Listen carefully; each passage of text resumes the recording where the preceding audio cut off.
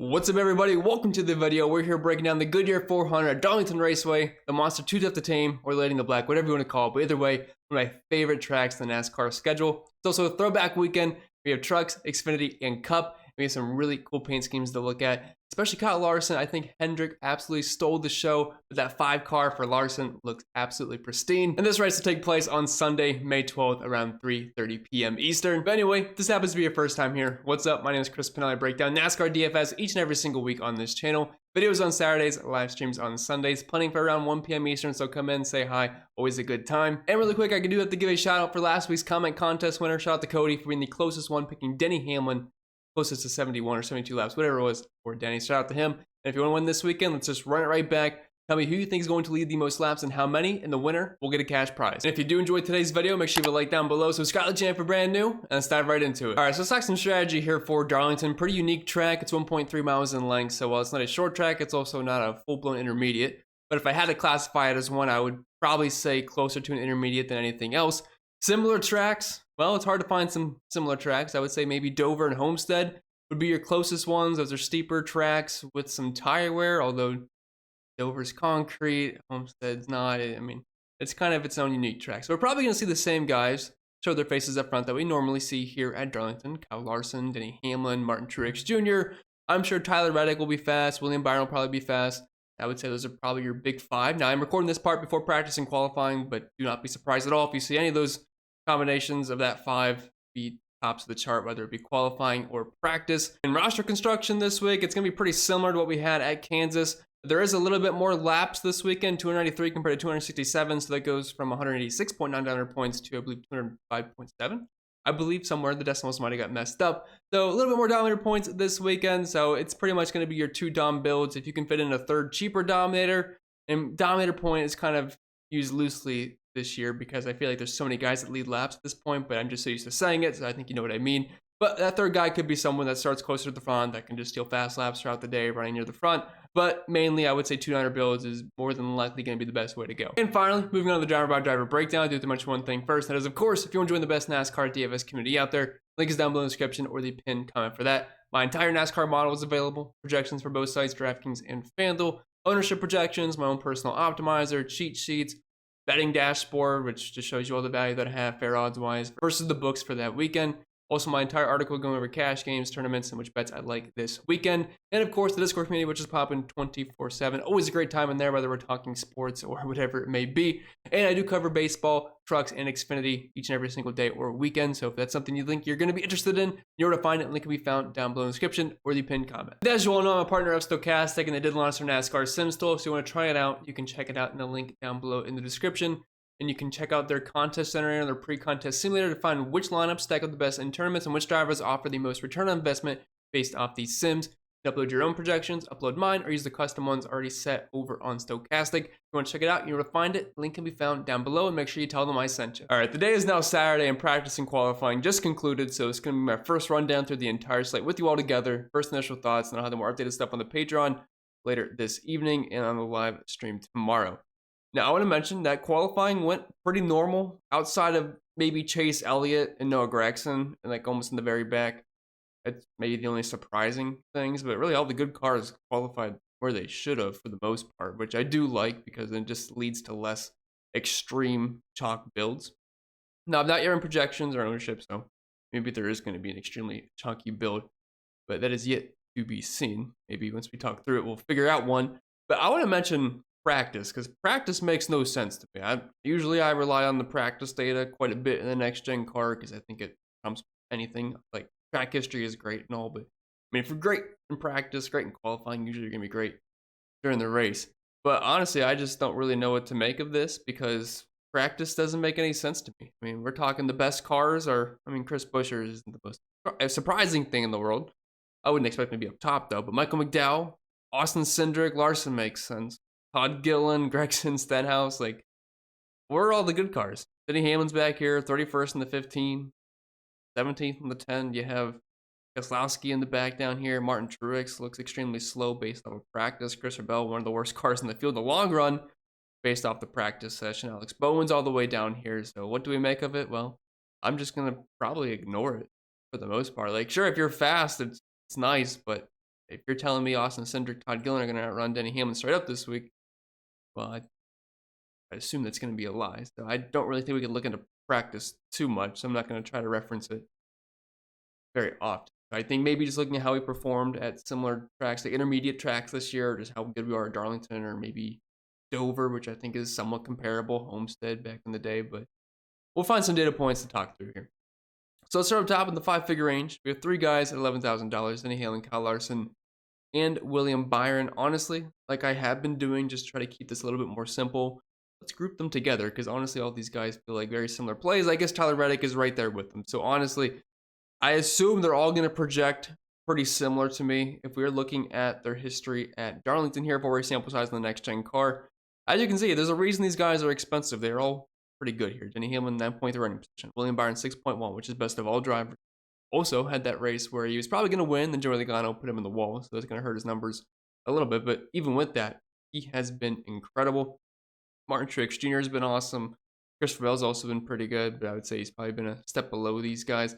Now, Truex finish-wise has been kind of getting screwed here at Darlington. As you can see, average finish at 26, running position of 10.5 with only one top 20 to show for it, even though he has the second most dominator points and the most fast laps. And then obviously Denny Hamlin's great, Kyle Larson's great. Like all these guys are good. So if I had to rank them, like we can keep going. Like if you're looking at similar tracks, Dover, Homestead, Darlington, it's the same kind of guys that are popping up. We could look at the 2023-24 season combined. We could look at this year. It's really all the same guys. So Hamlin, Larson, Byron, Truex, Reddick, those are going to be your front runners. Christopher Bell, I'm sure, will be all right. I know Clinton Harvick, we're pretty excited about his long run averages, which the averages weren't that great, but some of the laps he was putting down in clean air did look pretty good. So you're just really mixing and matching probably 2 of these guys per lineup. I know a lot of people are going to want to get the Chase Elliott starting in 31st. He has ran well here in the past, so I understand that. So you're probably not playing 3 of the 10K guys. Like, with Tyler Reddick being on the pole, he is excellent here at Darlington because he can rip the wall, and if you can ride near the wall at a track like Darlington, you are going to have success. And as you can see, in a 4-race sample size, he has the most top 5s of any driver and good downer points. So starting the pole, getting that first pit stall is going to be huge for him. So if you want to start with him in cash games, I understand it. He should be really strong, and he's also been very good at intermediates this year. Had tons of speed, even though last week didn't really go his way. So for cash games, I would say Reddick is the starting point. And then I know we're not in the 9K range yet, but Chase Elliott would make a lot of sense. But to try to find a pairing option with Reddick, honestly, just take your pick of these guys. Truex, Byron, Larson, Hamlin. If I had enough money, I would say Denny Hamlin's probably my second favorite behind Reddick. Or if you're going with this type of build with 2 10K guys because of how good Denny Hamlin has been. But then I would say Kyle Larson.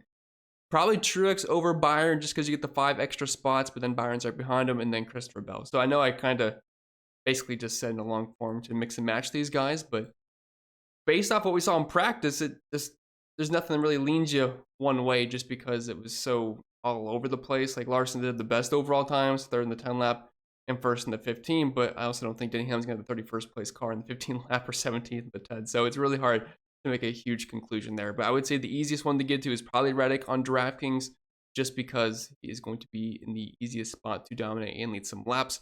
On FanDuel, probably won't get to him as much just because that first starting spot doesn't hold as much value because the dominator points don't add up as much.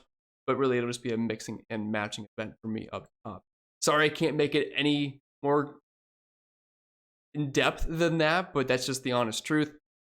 9K range, Chase Elliott's going to be far and away the easiest play here.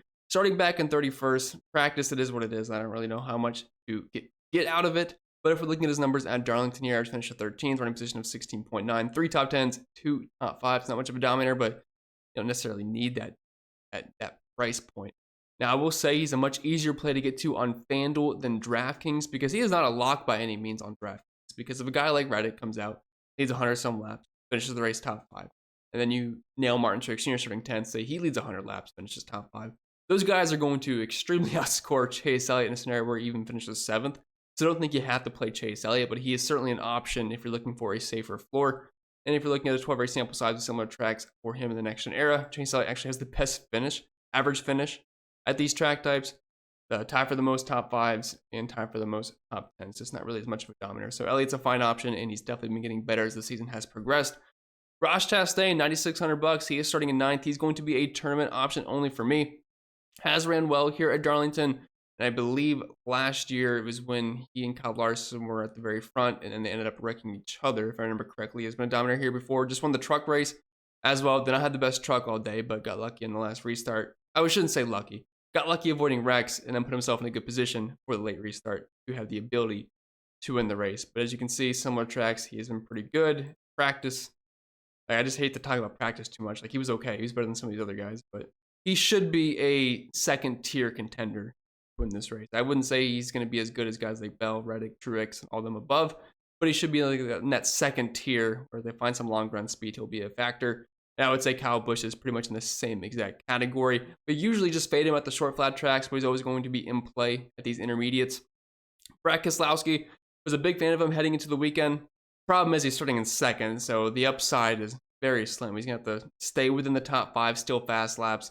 Probably has to have Chase Elliott not have a good day at all to be able to outscore him starting in second. He's going to have to get up front, which I don't think is going to be the easiest thing to do. We've seen him have success at Darlington in the past, and he did show long run speed in practice, but at the same time, so the guys like Austin Cindric, Noah Gragson, Chase Briscoe, Josh Berry, which I'm not exactly sure they're going to be the best cars in the field. So again, not sure how much to put into it. But Keselowski, excellent at managing their tires, which is something you're going to have to do here at Darlington because those tires are going to wear, and you're going to see the guys that can manage their tires well be really strong in the long run. So Keselowski is one of those guys. So he's in the turnip pool. He's like a second or third tier dominator, but just hate the starting spot and going to be really tough to get there on a site like FanDuel because you're not going to get those fast laps.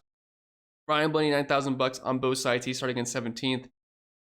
I just don't really like him too much at Darlington. This has not been a great track for him. Average rank position of 11th, average finish of 12th, 2 top 10s, 3 top 15s. Obviously not going to be a dominator threat in the slightest, I wouldn't think, in this race. And usually he finds his way around 10th place at similar tracks. So I think Blaney will be a top 10 contender, but at that price point, I'm just not sure it's going to be enough. So I don't think I'm going to get to a ton of Blaney, especially on DraftKings. On FanDuel, maybe more so. But again, just eyeballing it because I'm not here on projections. He just doesn't seem like a guy that's going to pop off the page for me. Joey Logano, $8,800. Has actually ran pretty well at Darlington here in the next gen era. Running position of 9.8, average finish of 8.8. Has a win, 2 top 5s, and been in the top 20 every single time. So at his price point, $8,800 on DraftKings. I just don't think he's going to pop enough because if we're playing a couple of these 10K drivers and maybe you mix in some of these 9K guys in your builds, just not really sure how much money you're going to have to be able to spend on Joey Logano too often. On FanDuel at $8,000, that's easier to get to. I think he can kind of hang in that top 15, so I'd probably be more inclined to play him over there. Ty Gibbs, he's cheap JGR car. It looks like they got plenty of speed this week. He's going to be starting in 4th. The only issue with Ty Gibbs is the starting spot. I think it's likely he moves back. But if he can just stay within the top 5, that's when it's going to be viable if he can be a fast lap thief. But there's other guys that I think are just going to probably blow by him. Maybe not blow by him, but at some point we'll get him. William Byron's got way more experience. Kyle Larson, Denny Hamlin, they should be able to get by. Christopher Bell. So this can be a tougher spot for Ty Gibbs. Tournament play only for me. Bubba Wallace kind of in the same exact boat as Ty Gibbs. I would say they're very similar plays here. But the price point's nice. A little bit cheaper, and he is cheaper on FanDuel, and you get the 4 extra PD spots. So I could see myself probably end up having more Bubba Wallace. Alex Bowman I do like starting in 18th. I know practice wasn't great, but I do like the Hendrick cars this weekend. He's the cheapest of the bunch, so I will take the value there, especially on FanDuel again. Only $7,500. Chris Buescher, starting us off in the 7K range. Heartbreak for him last week, finishing just behind Kyle Larson, 0.0001 seconds. He thought he won, and then unfortunately got ripped away from him. Great in practice, like his teammate Brad Keselowski. The issue is they're just starting so far up. But Chris Buescher, you get about a $1,000, $1,500 discount off of Brad Keselowski. So if I had to pick any of the RFK cars, I guess I would side with Buescher just because we get that massive discount. It's just, again, the starting spot's going to make him extremely difficult to get to. Especially when you have guys like Eric Jones and Noah Gragson starting right beside him. Not right beside him. Price-wise, 30th for Jones, this is a great track for him. And then you have Noah Gragson starting in 36th. And he's been far better than a 36th place car the past month now. So both these guys will probably be very popular for cash games. And I could see them fitting lineups quite nicely. Because if you go with 2 10K drivers, let's just say you play Tyler Reddick, you play Kyle Larson. That's about $21,000, $22,000 right there.